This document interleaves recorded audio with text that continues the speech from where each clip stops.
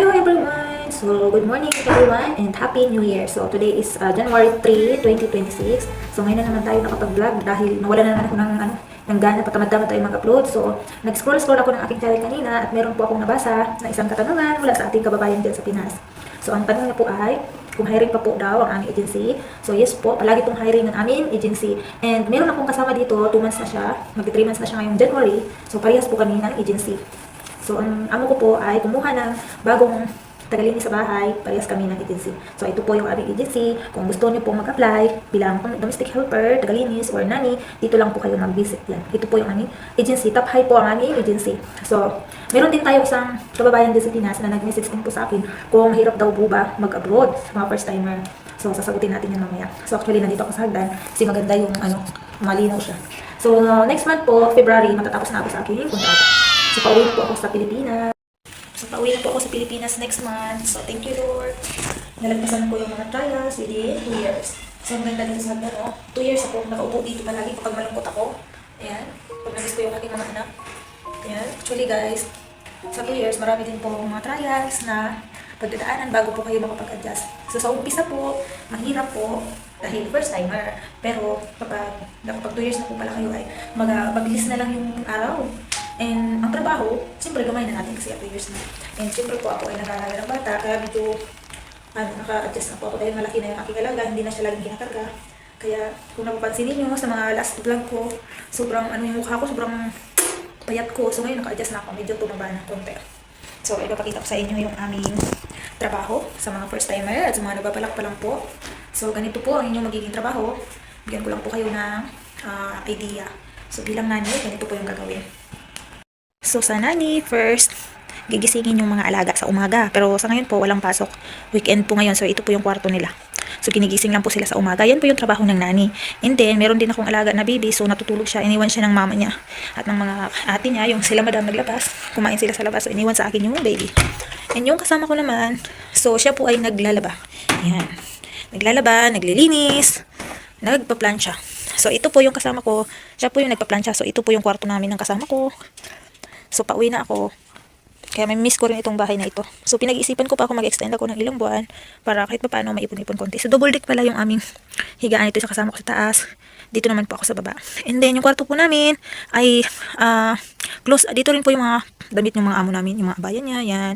And then, yan, yung mga damit nila, kukunin na lang yan pag susuotin niya. Maliit lang yung bahay ng amo ko, guys. So, hindi mabigat yung trabaho namin dito dahil apartment lang po ito. So, yung mga alaga ko is 3. Yan. Kalat lang yung bahay nila kasi maliit lang. Pupunta ako ngayon sa baba. Ito yung aming hagdan. So, yung bahay ng amo ko ay 2nd floor, 1st and 2nd. So, sa baba po yung living room, kitchen, and yung bathroom namin ang kasama ko. And then, so, sisilipin ko kung nandito yung amo ko. So, wala dito si amo. Umalis na rin yung lalaki. So, ito naman yung office nila, madam. Yung office nila, sir. So, hindi ko yung gumagalaw dyan. Kasama ko na tagalinis. So, once a month lang din siya naglilinis. Hindi po mabigat yung trabaho. So, ito naman yung aming bathroom. Bathroom namin ang kasama ko. So, alam niyo po, sa mga first timer, ito po yung magiging comforts. Pag-comfort sa inyo, kapag baguhan kayo, pag lagi kayong umiiyak, ito yung takbuhan natin yung bathroom. So, dito ako umiiyak, kumakain, nagtatago ako ng pagkain. Kasi dito po sa Saudi, kadalasan, magtatago tayo ng pagkain. Uso po dito yung magnakaw ng pagkain.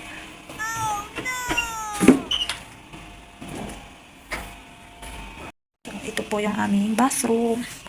Ito din po kami nagcha-charge. Ito, yung charger na ito sa amo ko ito. Kinuha ko lang kasi nga, sa mga papunta pa lang pala, pag pumunta kayo dito ng Saudi, magdala kayo ng ganitong saksakan. Kasi hindi po katulad sa Pilipinas na ganito lang yung saksakan natin. So, dito pala sa Saudi is 3. So, magdala po kayo ng ganito. Ayan. So, dito na rin na kami naglalaba. Maliit lang yung maliit lang yung bathroom namin. So, dito yung inyong iyakan, kainan kapag kayo ay nagnanakaw. So, ito may maliit kaming cabinet. Dito namin nilalagay mga pamunas. Ayan. Din, ito, sa amin lang ito ng kasama ko. Ayan. So, yan. Sa mga papunta pa lang, ganito yung, yung apartment. So, hindi kayo mahihirapang magtrabaho. Yun yung kasama ko. 2 months na siya, di ba? Ang bilis lang nga ng panahon. Karating niya lang. Oo. Nag-vlog ako. So, bababa po tayo. Papakita ko sa ating follower na nagtanong kung mahirap po ba yung trabaho dito. So, ito po yung bahay ng Apple apartment lang. So, papakita ko sa inyo yung style ng bahay. So, yung ibang bahay po ay malalaki. Pero sa amin po, sa amo ko ay apartment lang, so hindi po siya mahirap yung trabaho ng kasama ko. Yung tagalinis, hindi po mahirap yung trabaho niya kasi maliit lang po yung bahay ng amo ko at maliit lang po yung lilinisin niya. So sa tanghali nga po, tapos na yung trabaho niya, nagpaplansya-plansya na lang po siya. So ipapakita ko lang sa inyo dito sa labas. So ayan, dito po sa labas. Ganito, kadarating yung amo ko, tinitingnan ko. Ganito po yung magiging kalagayan kapag kayo po yung nag-apply. Makukulong lang po kayo sa ganito. Ayan, maliit lang po yung hallway, palabas po yan doon. And then, yun po. Ayan, akyat doon sa second floor yung bahay ng amo ko. And then, wag na tayo lumabas kasi baka dumating yung amo ko. Po, pinakita ko sa inyo yung bahay na po pwede, possible na mapupuntahan ninyo lalo na kapag napupunta kayo dito sa Riyadh. Kasi mostly dito po sa Riyadh ay mga apartment lang po yung mga bahay dito, so maliliit lang po. Pero, asahan po ninyo na may mga bata. Ayun po, kapag po kayo ay mayroong mga bata, medyo mahirap po kasi yung mga bata, hanggat kailan sila matutulog, saka rin po kayo matutulog. And then, yung mga nilinis po ninyo, ayun, pagkalinis ninyo, ilang minuto lang, kakalati na naman nila. And yung mga bata po dito, asahan po ninyo na medyo kakaiba yung ugali nila. So, medyo stressful po yung trabaho kapag mayroong mga bata. Pero maswerte po kayo kapag walang bata kasi maglilinis lang po talaga kayo. So, mapaagang pahinga ninyo, depende na lang. Kung yung amo pa po ninyo ay mabait, swerte. Kami, mabait naman yung amo namin, pero siyempre yung mga alaga nga kami, ako, tatlo yung bata dito. So, yung tulog lang namin yung medyo, kulang sa tulog.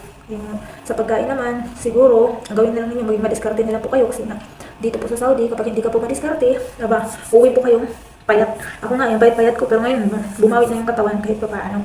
So yun lang, sa nagtanong po kung mahirap po ba yung trabaho dito. Sa advice ko lang, hindi naman po masyadong mahirap. Sa umpisa lang kasi mag-a-adjust pa po kayo. Pero katulad din yan sa Pilipinas, mahirap. Pero dito kasi makakapag-ipon kayo kung marunong na po kayo mag-handle ng pera. Kahit pa paano makakapag-ipon po kayo. So yun lang po. So ito po yung aming agency. Sa nagtanong po kung hiring po at kung saan ang aming agency. Ito po yung aming agency. Thank you!